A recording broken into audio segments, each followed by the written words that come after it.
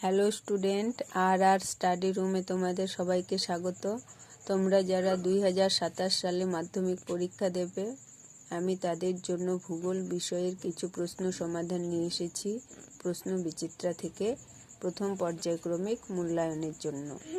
1 নম্বর প্রশ্নের সমাধান চলো আমরা দেখে নিই। এর আগে আমরা সেট 13 পর্যন্ত প্রশ্ন উত্তর করেছি। আজ সেট 14 প্রশ্ন উত্তরগুলো দেখব। চলো দেখে নিই কি আছে। 1 নম্বরে আছে সঠিক উত্তরটি নির্বাচন করো। 1, নীল নদের বদ্বীপ একটি, এটা হচ্ছে ধনুকাকৃতি বদ্বীপ।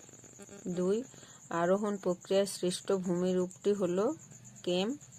3, সমভূমি অঞ্চলে নদী উপত্যকায় সৃষ্টি হয় স্বাভাবিক বাঁধ। 4, পলল বেজনী সৃষ্টি হয় নদীর উচ্চ ও মধ্যগতির সংযোগস্থলে। 5, দক্ষিণ ভারতের সর্বোচ্চ পর্বতশৃঙ্গ আনাইমুদি। 6, ভারতের অধিকাংশ জায়গায় যে গাছের বনভূমি দেখা যায় তা হলো পর্ণমোচী। 7, দক্ষিণ পশ্চিম মৌসুমী বায়ুর প্রত্যাগমনকালে ভারতে দেখা যায় সাইক্লোন। 8, ভারতের যে অঞ্চলে জলবায়ুর বৈচিত্র্য পরিলক্ষিত হয় না, আন্দামান নিকোবর দ্বীপপুঞ্জ। এরপরে 2 আছে শুদ্ধ অশুদ্ধ। এই প্রশ্নের উত্তরগুলো আমি খাতায় করে রেখেছি, তোমরা দেখে নাও।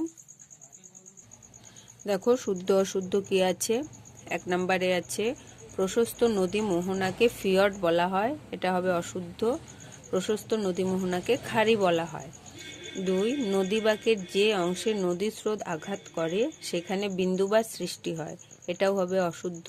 অবতল পাড় সৃষ্টি হয়, সঠিক উত্তর হবে অবতল পাড় সৃষ্টি হয়। 3, ভারতের দক্ষিণতম পর্বতটি হলো কার্ডামম, এটা শুদ্ধ। 4, ঝুম চাষ মৃত্তিকা ক্ষয় প্রতিরোধ করে, এটা অশুদ্ধ। ঝুম চাষ মৃত্তিকা ক্ষয় বৃদ্ধি করে। তারপরে দেখো শূন্যস্থান। এখানে শূন্যস্থানে কি আছে। 1, শিলাময় মরুভূমি ড্যাশ নামে পরিচিত হামাদা। 2, হিমবাহের চাপে পর্বতের গা থেকে পাথর খুলে আসে, একে ড্যাশ বলা হয় উৎপাটন বা প্লাকিং।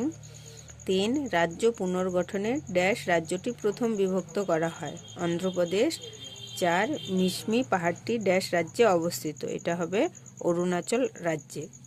আচ্ছা, তাহলে এই পর্যন্তই, দেখা হবে পরের ভিডিওয়। ভালো থাকবে সবাই।